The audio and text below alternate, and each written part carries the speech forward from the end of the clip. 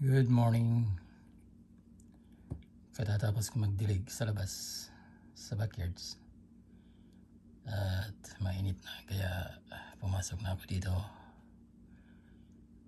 At ituloy yung video na ginawa ko noong August 1st. August 4 ngayon, Sunday.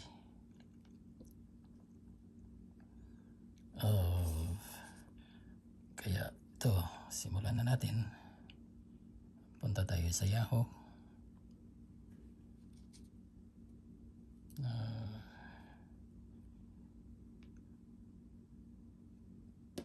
Okay.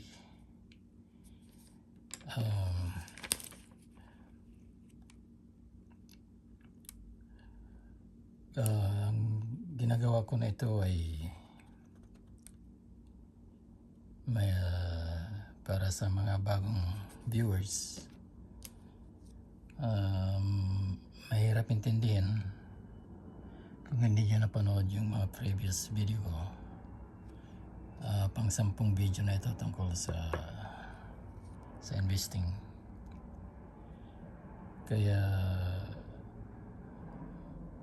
suggestion ko, kaya kung gusto nyo panoorin mo na yung previous videos, kasi continuation ito ng last video at saka related sa mga sinabi ko sa mga previous videos. Okay,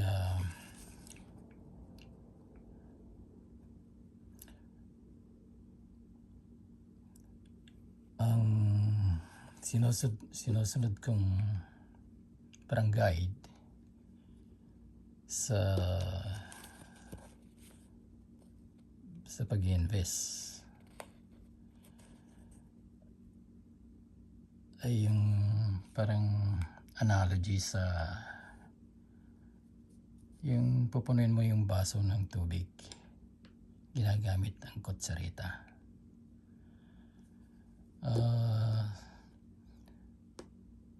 Unti-unti kasi yung tubig na ilalagay mo sa baso ay maraming pinanggalingan. Hanapin mo pa kung saan, yung iba na nasa bundok, yung iba nasa ibang lugar, ganoon. Kaya mahirap maghanap ng tubig. At saka kung minsan bumabagyo, umuulan, may flooding, yun, tubig kinukuha mo, maraming tubig. Pero gusto mo naman yung malinis na tubig na naiinom, di ba?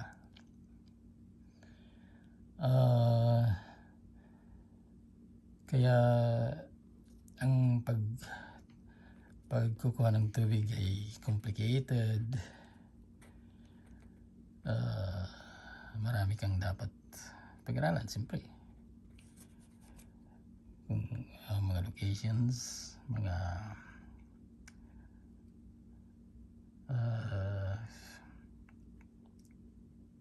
minsan may mga polluted. Kaya yung ini-explain ko ngayon, yung pagkukuha na ng tubig ay ginawa na ng Vanguard. Gaya ng sabi ko, ang Vanguard is one of the biggest management companies sa mundo. Bakit sila naging malaki at successful?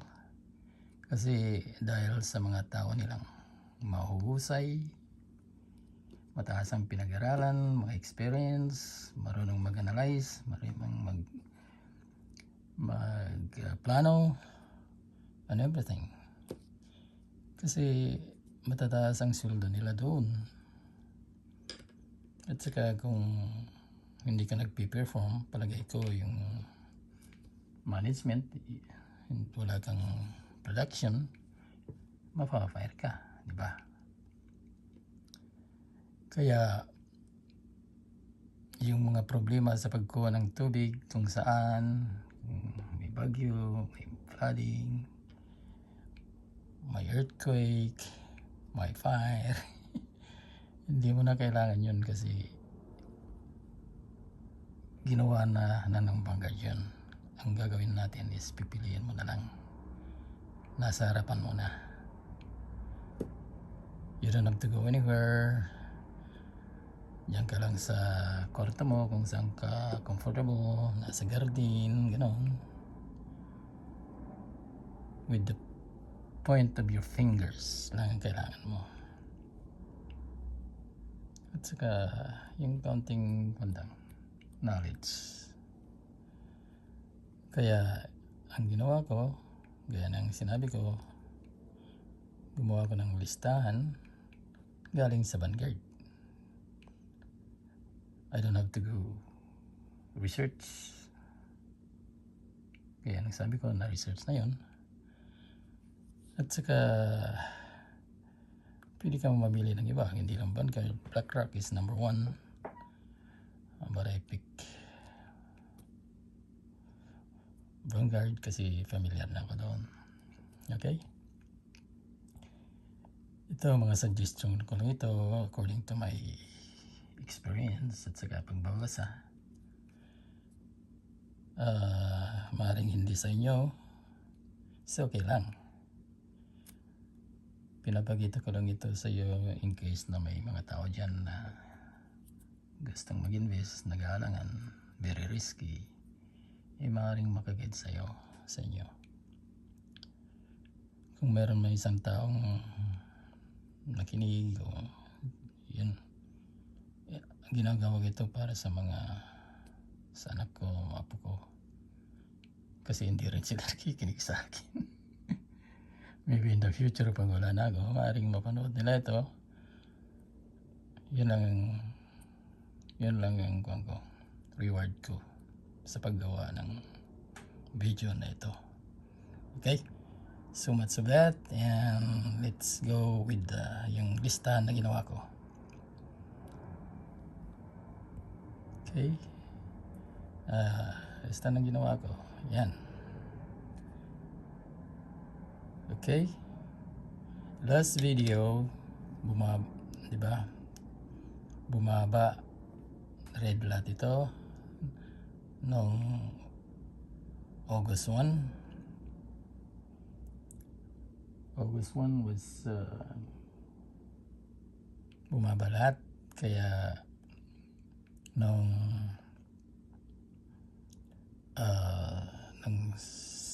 Friday bumaba ulit.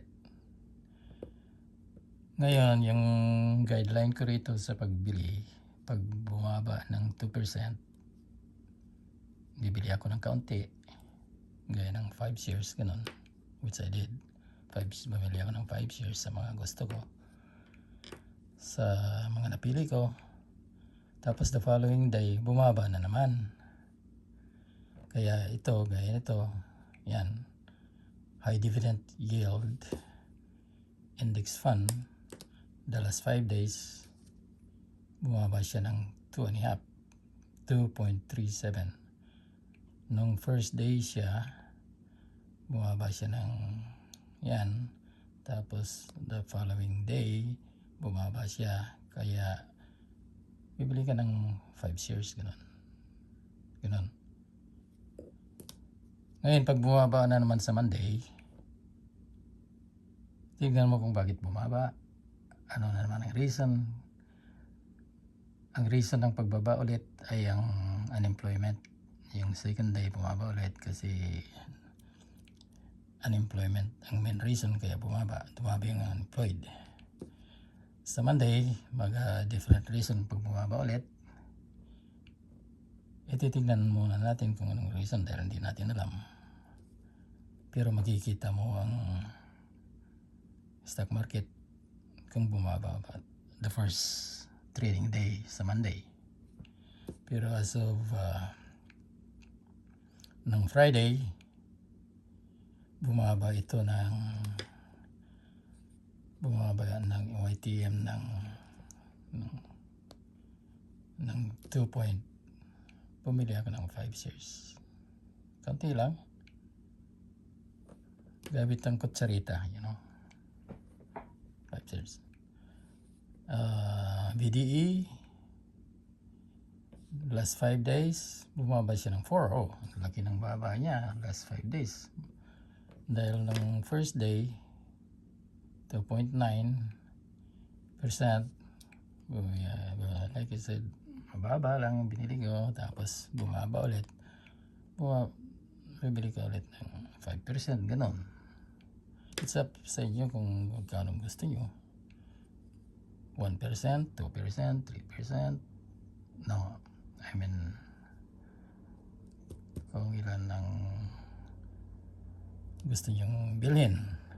Yung 5 shares is very little, di ba? Bili ka ng 2 shares. So, kung marami kang ETF, i-distribute mo yung funds mo. Tapos, yan. Binili ko yan last Friday. Dahil isa-isa mo yan. 3% siya noon. Small cap. Small cap again is 2 billion and below. Mga companies na pinagsama-sama. Pero maraming small companies dyan sa ETF. Na-explain ko na yan. Mga ETF, they're all hundreds and thousands yung iba na mga companies grouped together, put in by Vanguard for us. Okay, 5 days, 4%. Kaya, yan. Bili ka ng kaunti niyan. Industrial, tumaas siya ng Friday. Tapos last 5 days, 3%. The last week, 5 days of trading, bumaba siya. Pero bumaba na isang araw. Kaya it's up to you pag bibili mo yan 3% na yan. Kasi tumaas last month, tapos bumaba ulit. Nag-fluctuate. Kung gusto mag-wait ng another sa Monday, tingnan mo ulit. Okay? Ito, hindi ko binili yan. Yung BTI, nagdown ng 2%. Last 5 days, nagbago. Hindi ka nang 2.9, tumaas lang kaunti. Kaya, mayroon ka na yan kasi binili mo ng last. Kaya, ang kaunti lang ang kanya. Ang difference nila, you can pass or you can buy more. Okay? Vox Communications,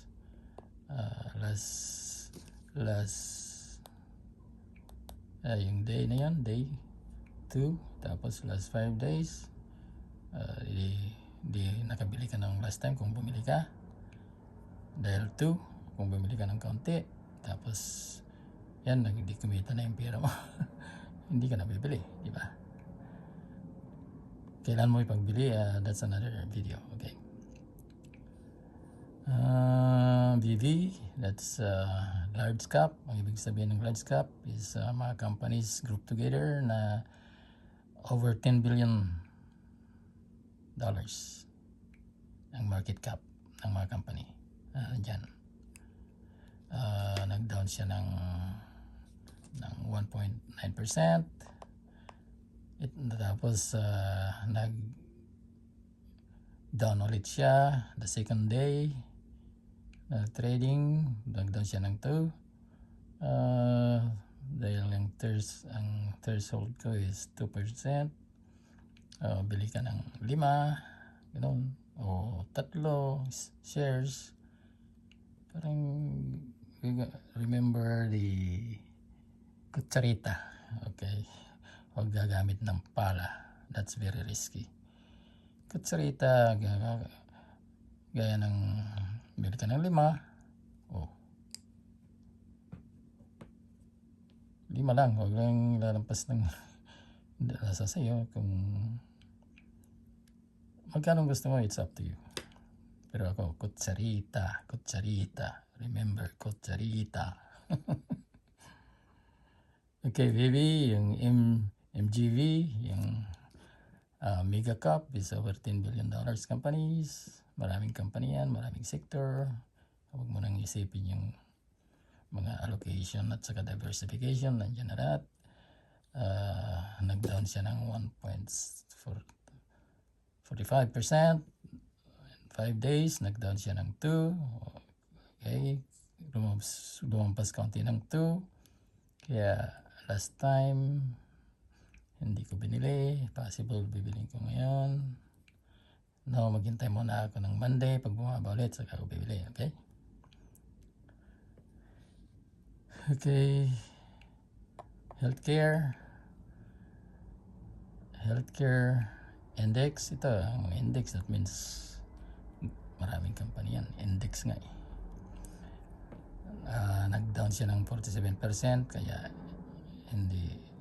wala sa kanyan. Wala. Pas ka muna sa healthcare. VB, small cap again. Diba, yung allocation mo dapat diversification, small cap, mid cap, at saka large cap. Ito naman 2.9 ang mga small cap. 4, yan, candidate na naman yan. Small cap ng first dahil 2, sumobra ng 2, kaya bumili ka ng 5. Remember kutsarita, huwag kang gagamit ng pala. 5 na 5, gusto mo 10, ganoon. 20, huwag ng 20. Huwag na, basta 5 lang. 5 limit. Most of the time. Kasi ngayon, may mga nagsasabing recession. Kasi yung business cycle is up and down. May part ng cycle na recession, that's nag-down ang market, yung economy. Pag nag-down ang market ng 2 consecutive quarter, yung 6 months yan, 3 months is a quarter. Pag nag-down ang market ng Dow, ng recession ang tawag doon, that means maraming unemployment, gano'n. Pero palagay ko hindi mangyayari yan dahil malapit ang election. Para sa akin, hindi naman ako lang ito na hindi magre-recession para sa akin. At saka kung nag-recession, ready ka naman kasi kaunti lang naman ini-invest mo, di ba? Recession kasi parang malayo eh. Kasi pag akong kandidato o kaya politician na nasa gobyerno, ikaw mataas ang katungkulan sa isang party, Republican, Democrat, o ang Democrat ngayon ang nasa position, mag-election, ako lang ito hindi sila. Sa isip ko lang, ay siyempre marami kang contact around the world pag ikaw ay politician. Nagtulong-tulong yung mga presidente na yan ng bawat country, may kanya-kanyang kalyado. Halimbawa, kandidate ako, senador ako, kaya president. President na lang para tawagan ko yung Saudi Arabia. Hello friend, gabi mo sa kanya. Alam mo naman election ngayon, pwede bang bawas-bawasan ng price ng oil dahil ang dami naman binibiling oil sa inyo. Parang ganon. Siyempre, pag sila rin tumawag sa iyo, may kailangan. Ganon din gagawin mo, tutulungan mo yung mga kaibigan mo, di ba? Kaya, kung lang yun, sa isip ko lang yun.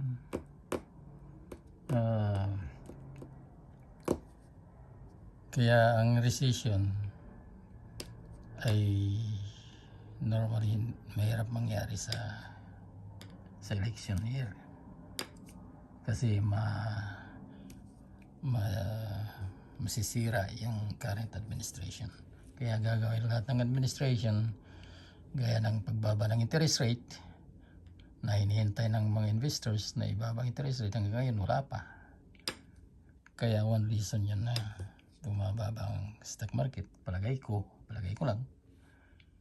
So, ang dami kong sinasabi, tuloy na natin ito. Okay, next. BB, tapos na tayo. Ayan, fun yan. Huwag natin tignan yan dahil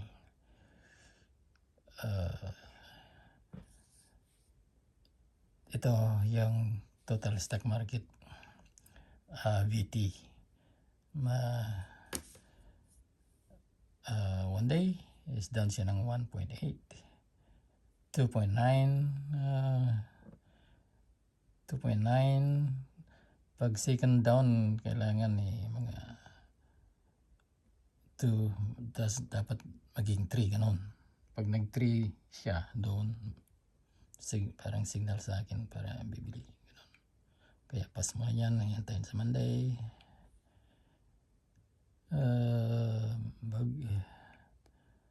BOG 2 last time, dahil kaunti lang kaya hindi ko na, 500, SP 500 yan yung BOG. Tapos 2.5 yan, bumaba siya ulit dahil hindi ka bumili last time. Kaya mag-isip ka para bilhin yan. Okay, 2.5 na. Utility growth, growth index fund, one day is 2. Pag tumaas ng 3, hindi pa rin, dapat maging 3 yan para i-buy ulit. Okay,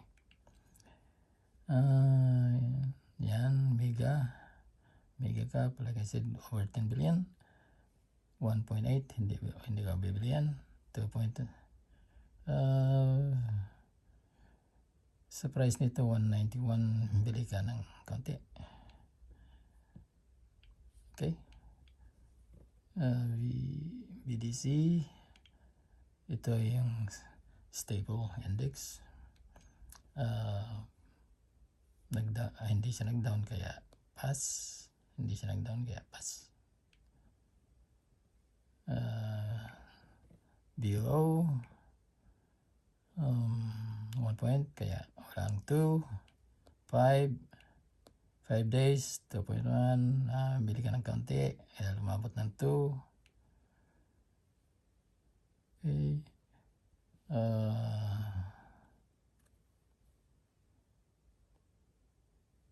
BNQ sa real estate, ito real estate nga, nag-down siya ng 0.9 kaya wala. Tumaas siya kaya pas dyan. BNQ sa finance, nag-down siya ng 1 kaya bili ng kaunti. 5, pwede, gusto nyo kung bili ng 10, sa inyo yun. Bili, remember Kutsarita. Tapos 3, kaya bumili ka ng last time, hintayin mo 3 siya last time, kailangan lalampas ng 2.5, naging 3.7, kaya sumobra. Okay, kung bili ka ulit ng 5, kung bili ka 5 last time, it's okay, it's up to you. Pag Monday bumaba na naman, kung depends kung ilan ang binaba. Basta halimbawa yan, bumaba Monday ng 4, ay huwag mo nang, bakit dapat 1% naman. Pag bumaba ng 4.7 sa Monday, bili ka ulit ng 5 Kutsarita. Okay, yung environmental social government stock ETF, first day is 2, pass ka muna dahil hindi lumampas ng 2 or something. 2.3, kaya pwede kang bibili dahil hindi ka bumili last time, pwede kang bibili ngayon. 5 Kutsarita. Okay, MGK, that's the mega cap, yung over 10 billion, malalaking company ito. Tignan mo kung ano yung mga company nandyan. Is fund overview, nasaan yung Mega Cap Growth Index. Nasaan na yung nililista dito ng mga companies related. View more. View more. Growth outlook. Mega Cap Growth Index Fund. View more. Profile. Fund profile. Yan ang nandyan. Dati nakasulat na dyan sa kung anong mga companies. Bakit nawala ngayon? Mega Cap Index. Hindi naman yung nililista yung mga company. Net assets niya 21 billion. It's maliit na ETF performance niya. Yung more ito maraming yung sabi ko diversification, don't worry about it if you buy ETF. Diversification at saka allocation, nagawa na yan lahat ng Vanguard. Kaya don't worry about that. Kaya ang worry lang nyo, like again, yung ratio, expense ratio 0.07. Like I said, 0.10 is yung limit ng expense ratio. Pag lumampas ng 0.10, stay out na ako.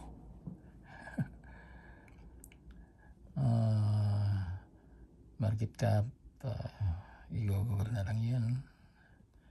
Basta ang tinitingnan mo yung expense ratio at saka yung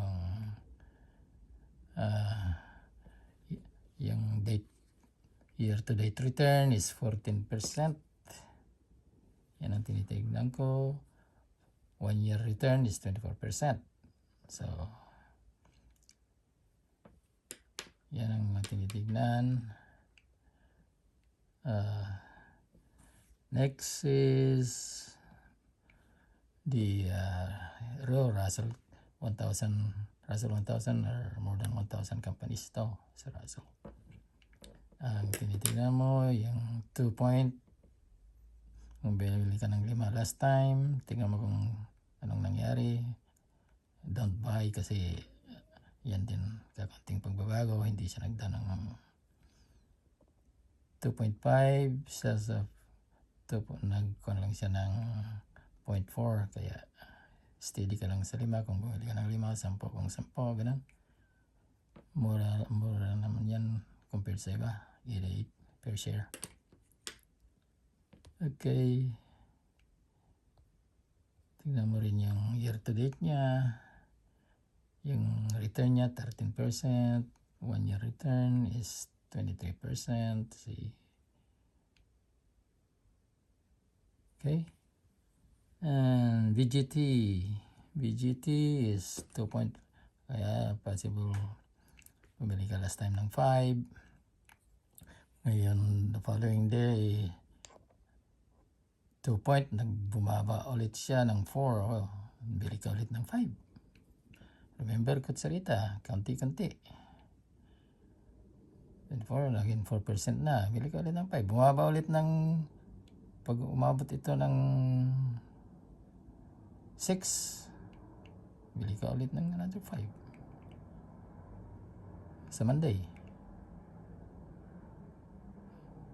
Oh, malaki ang price nito Kaya bili ka kung bili ka nito ng pag 500 isang share, pag 2 share, see, mga ilang thousands din yan, bibili mo. Bili ka lang ng 5. Kung ayaw mo na, sa tama na yan, baka bababa ulit, okay rin.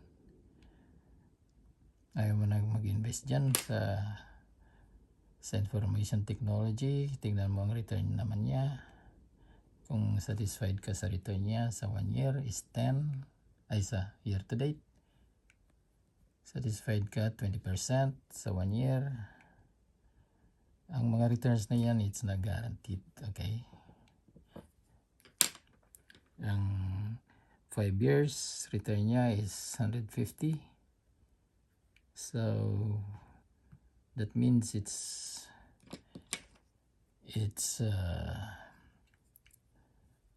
riding with inflation. Binibit niya ang inflation. So all-time high is, see, ang dami. Kaya all-time high, see, ang trend nila parating tumataas. Patas. Normally lahat ng mga ETF ganyan din. Kaya you have to be sasali ka. Something you have to be invested para kikita ka ng kaunti kaysa nakalagay lang sa bangko. Ang last na titignan natin is VO 2, kaya last 5 days possible tumaas siya ulit ng 2, sobra ng 2. Mid cap is 2 billion to 10 billion companies. Year to date return 4%, mababa.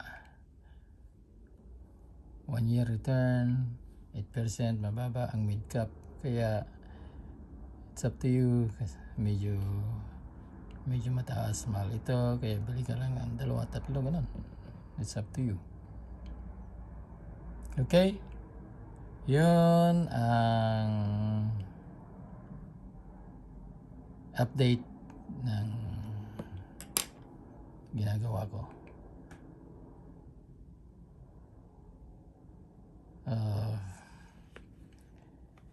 So Monday titignan natin ulit ang market. Ang projection nila walang nakalagay dito. Bakit walang nakalagay? Kasi close ang market nga. Normally sinasabi niyang futures eh. Dahil close pa yung ibang market sa Asia saka Europe. Anong time na ba ngayon doon? Tingnan ko. Anong time sa Pilipinas? Bakit walang futures yan? Philippine time is alas 2 ng madaling araw. Kaya walang market, kaya walang futures yan sa Asia, sa ibang part ng mundo. So pag nag-open ng Asia, may futures nakalagay dyan. Nagay sa outside US. Kaya that's it for today. Thanks for watching and comments are welcome.